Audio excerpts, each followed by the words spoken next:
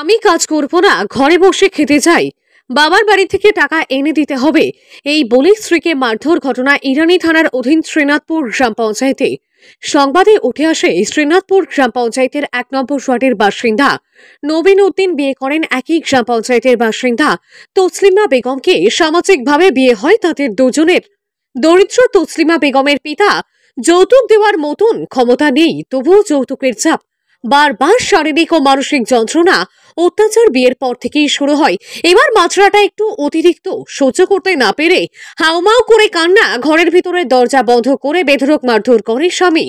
বাড়ির কেউ কর্ণপাত করেননি, আরো বলে দেন যে মামলা মোকদ্দমা না করে বাড়িতে চলে যেতে। এ যেন পুতুল পুতুল খেলা। গাছে কাঁঠাল গোফে তেল, গাছে যদি কাঁঠাল না থাকে তাহলে গোপে তেল দিয়ে কি হবে? একদিকে তসলিমা বেগমের পরিবার অসহায়। জানা যায় তসলিমা বেগমের স্বামী পূর্বে চেন্নাই ছিলেন, বিয়ের পর বাড়িতে বসে বসে খেতে চাইছেন। এ যেন অলসতার নিদর্শন। এখনো এই ডিজিটাল যুগে দেখতে হচ্ছে এমন কাণ্ড। 2 লক্ষ টাকার জন্য মারধরের মাত্রা এত পরিমাণ বেড়ে যায়, যার ফলে পঞ্চায়েতের সদস্যরা আসতেও বাধ্য হন। তবে একসময় ইরানি থানাও ছুটে আসে। নবীন উদ্দিন কাউকে মানতে চাইছেন না, ওনার টাকা চাই। উনি নাকি ইলেকট্রিক ই রিক্সা কিনবেন। একটি ই রিক্সার দাম 4 লাখ টাকা। কোথা থেকে দেবেন তসলিমার বাবা? পরবর্তী সময়ে তসলিমার বাবার বাড়ির লোকজনেরা তসলিমাকে নিয়ে আসেন বাড়িতে। মারধরের পরিমাণ অত্যধিক বেশি থাকায় নিয়ে যাওয়া হয় কৈলাসহর জেলা মহিলা ক্ষমতায়ন কেন্দ্রে।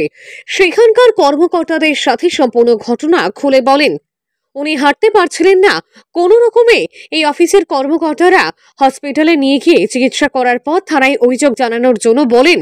পরবর্তী সময়ে তসলিমা বেগম অভিযুক্ত স্বামী নবীন উদ্দিন এবং তার পরিবারের কয়েকজনের নামধাম দিয়ে লিখিত আকারে ইরানি পুলিশ স্টেশনে অভিযোগ দায়ের করেছেন ন্যায় বিচার পাওয়ার আশায়। এখন দেখার বিষয় পুলিশ প্রশাসন অসহায় পরিবার তসলিমা বেগমকে আইনিভাবে কি সহায়তা করেন। এদিকে তাকিয়ে রয়েছেন অত্যাচারিত তসলিমা।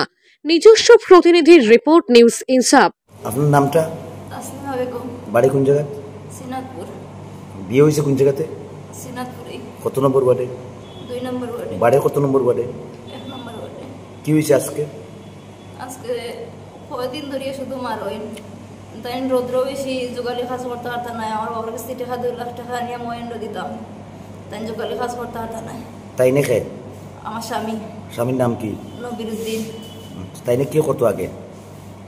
আমার বিয়ার আগে চেন্নাই বেঙ্গলুরু থাকতাম, বিয়ার পরে চেন্নাই বেঙ্গলুরু তা হয় না, প্রদেশ হইয়া যোগালি করতাম পারতাম না। আমার বাবার কাছ থেকে টাকা 2 লাখ টাকা নিয়ে দিতাম, তাই মহেন্দ্র গাড়ি নামাইবা, গাড়ি চালাইবা, তাই যোগালি করতে পারতাম না। এরপরে আমি মানি না, দিতাম না। আমার বাবার টাকা খানো বইতা 2 লাখ টাকা, তাই প্রতিনিয়ত কইবা বাইক কিন টাকা আনগিয়াতে 2 লাখ টাকা আনগি যা, মহেন্দ্র লামাইয়া দিলেই তা কইতে আমি কাম করতে পারতাম না। খালি ওটা মাতবা খালি আমারে খুব মারেন, সব সময় মারেন। ও ওটা মাত্রায় টেকা লইয়া, খালি টেকা লইয়া সব সময় মারেন। আমার শরীরও হইতে পারবো, আমার দাগ কি বলতে মাইরা মারেন। সকালেও টেকার লাগিয়ে মারছইন, মানে কিরকম টাকা দিতাম, তাই কোনো কাজ কাম কিচ্ছু করি না। আজকের ঘটনাটা কিরকম হয়েছে কোনটান প্রথম থেকে? ঘটনা তো সকালে কইছেন টাকা দিতাম, আমি কই পাইতাম টাকা, তান্ডে টাকা নিয়ে দিতাম। আমার বাবা চার দোকান দেন, আমি টাকা কই পাইতাম। এই ব্যাপারে আপনার পাশাপাশি আপনার শ্বশুর বাড়ির সবাই জানাইছেন না? কি জানাইছিলেন নেই?